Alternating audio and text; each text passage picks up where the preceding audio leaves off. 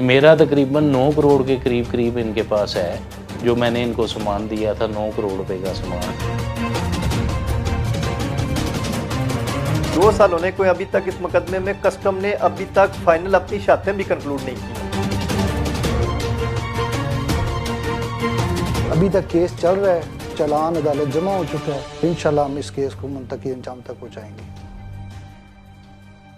Urdu time से मैं हूं आपका मेजबान राजा अली हमजा। नाज़रीन, आज के प्रोग्राम में हम बात करेंगे वफाकी दारुल-हुकूमत इस्लामाबाद में वाक़े कस्टम महकमे की अंधेर नगरी और चौपट राज के बारे में, जिसे सुनने वाले को ना सिर्फ हैरानगी होगी बल्कि इसे देखने वाले की आंखें नम और दंग रह जाएंगी। तो आइए चलते हैं।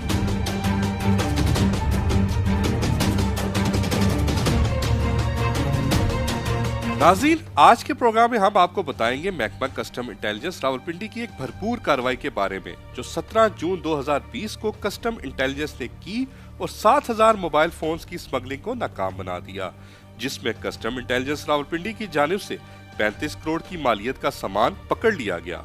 कस्टम के चंद मुलविस ऑफिसर की मिली भगत से ये सामान बैरून मुल्क की परवाज X612 के जरिए हांगकांग से बारास्ता दुबई और फिर इस्लामाबाद लाया जा रहा था।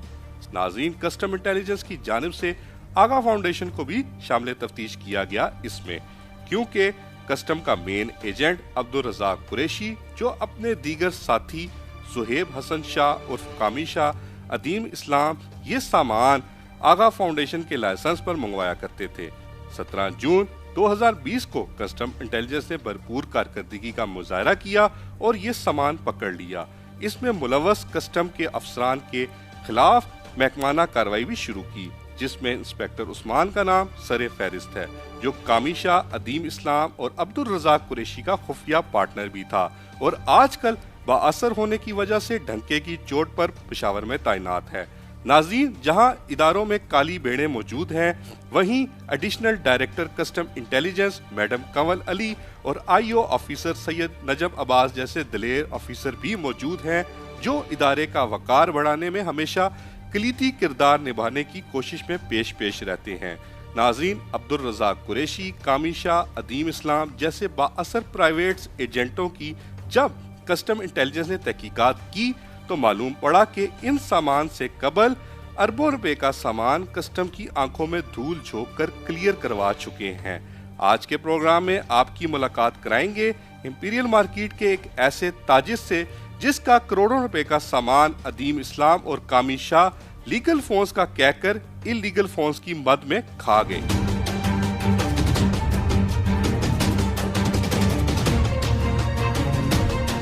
नाज़रीन, इस टाइम हमारे साथ मौजूद हैं इंपीरियल मार्केट के एक ताजिर राजा अदनान साहब। आज के प्रोग्राम में हम आपको इनके साथ जुल्म, ज्यादती और फ्रॉड की दास्तान इनकी जुबानी खुद सुनाएंगे। अस्सलाम वालेकुम सर। सबसे पहले तो मैं आपको उर्दू टाइम्स में खुशामदीद कहूँगा। अच्छा सर, आप हमारे नाज़रीन को ज़रा आगाह करिएगा कस्टम के 2 प्राइवेट एजेंट अदीम इस्लाम और कामी शाह के बारे में कि इन्होंने आपके साथ ये फ्रॉड कैसे किया। ये इनसे मैं कुछ टाइम से एक बिज़नेस कर रहा था। मैं इंपीरियल मार्केट में मेरी शॉप है, अरसा 15 साल से मैं इधर में कारोबार कर रहा हूँ मोबाइल फ़ोन का। तो ये क्लियरेंस एजेंट थे। ये जो हमारा चाइना से सामान आता था उसको क्लियर करा के हमें यहाँ पे शॉप पे देते थे। तो हमसे ये लीगल पैसे लेते रहे हैं और अनलीगल ये सामान जो है ना करके देते। अच्छा, तो राजा अदनान साहब, आप हमारे जरा नाज़रीन को आगाही के लिए जरा समझाइएगा कि ये लीगल फोन्स और इलीगल फोन्स में क्या फ़र्क है।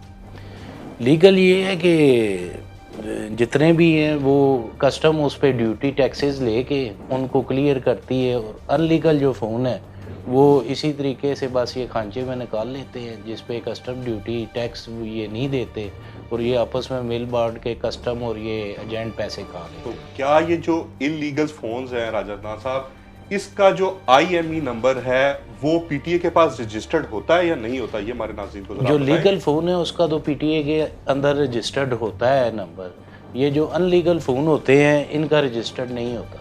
अच्छा, तो राजा अदनान साहब, ये जो 2 मुल्ज़िमान हैं कामी शाह और अदीम इस्लाम, इनके खिलाफ आपने कोई आज तक FIR दर्ज कराई अपने फ्रॉड के बारे में? जी सर, फ्रॉड के बारे में तो मैंने FIR नहीं कराई। हमने इनके साथ कोई यूनियन के साथ मिलके कोई जिरगे वगैरह किए, तो इन्होंने कहते हैं जी हम पैसे देते हैं। फिर मैंने कोई थोड़ा सा बोला जी हमारे मामले क्लियर करो, तो जो है हमारा सामान, जो मोबाइल फ़ोन आपके पास हमने आपको दिए हुए हैं वो वापस करो। तो इन्होंने मुझे अगवा कर लिया। तो अगवा करके फिर मैंने इन पे FIR भी की।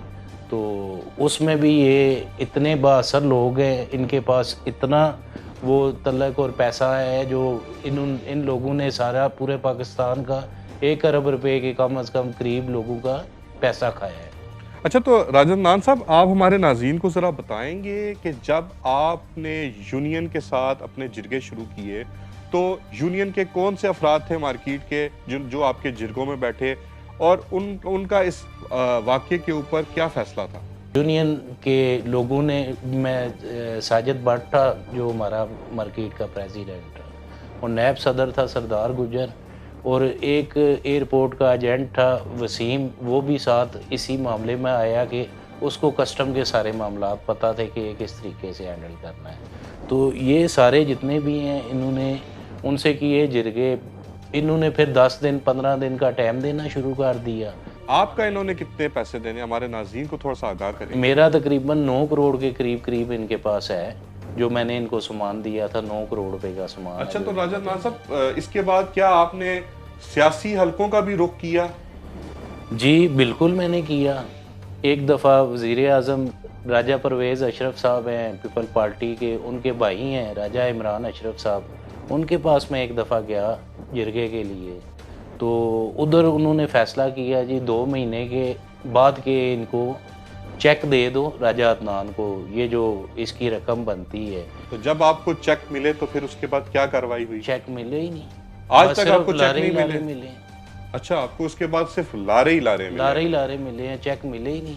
नाज़रीन, जब इन बाअसर एजेंटों ने राजा अदनान और इस जैसे दीगर ताजरों का फोन्स क्लियर कराने की मद में जब अरबों रुपए हड़प कर लिए, तो उन्होंने मलिक नदीम जैसे जिरगोइयों का सहारा लिया ताकि वो इन बाअसर एजेंटों की पुश्तपनाही जिरगों की सूरत में कर सकें।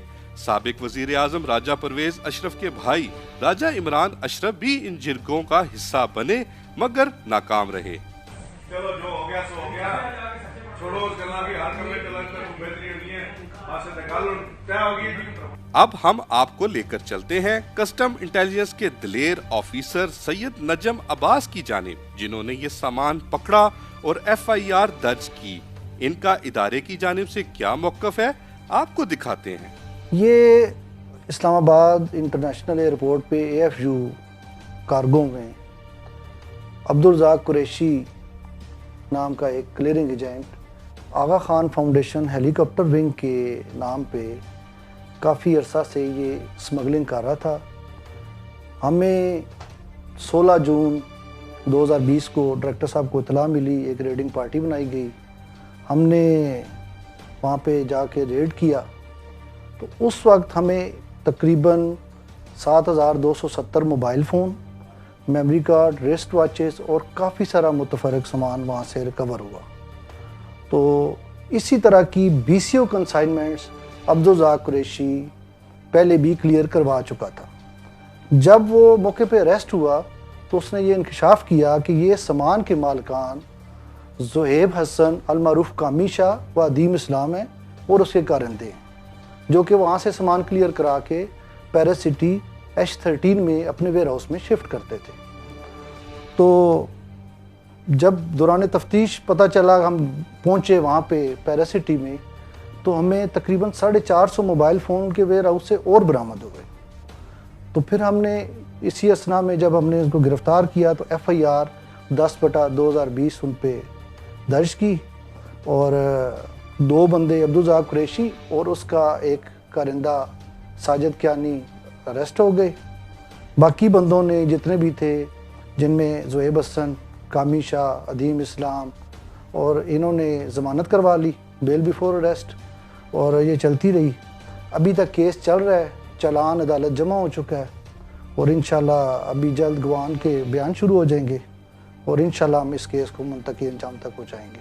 अब हम आपको लेकर चलते हैं राजा अदनान के वकील इमरान अब्बासी की जानिब और उनसे जानते हैं कि इस केस के मुतालिक क्या पेशरफ्त है।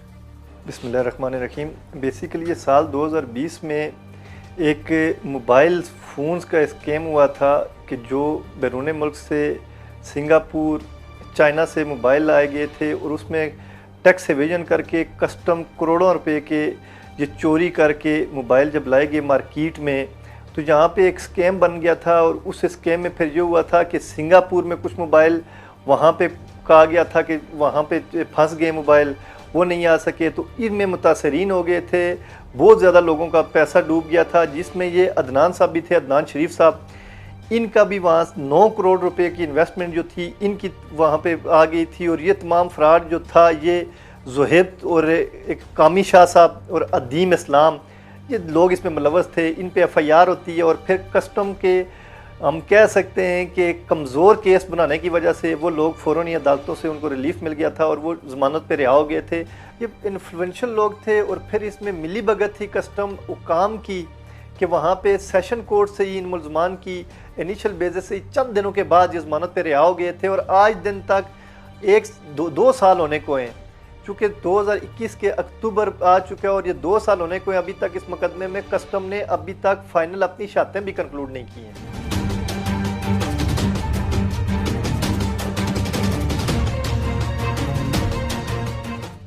नाज़रीन, कस्टम इंटेलिजेंस की जानिब से तो अपने मुलव्विस अफसरान और प्राइवेट एजेंट अदीम इस्लाम और ज़ुहैब शाह उर्फ कामी शाह के खिलाफ मुकदमा तो दर्ज कर लिया गया, लेकिन ये बाअसर अफराद आज भी दंदनाते फिर रहे हैं।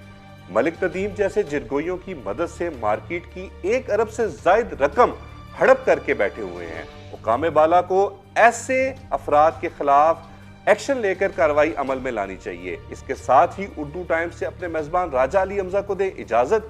अगले हफ्ते एक नए प्रोग्राम के साथ हाजिर होंगे। अल्लाह ने के बाद।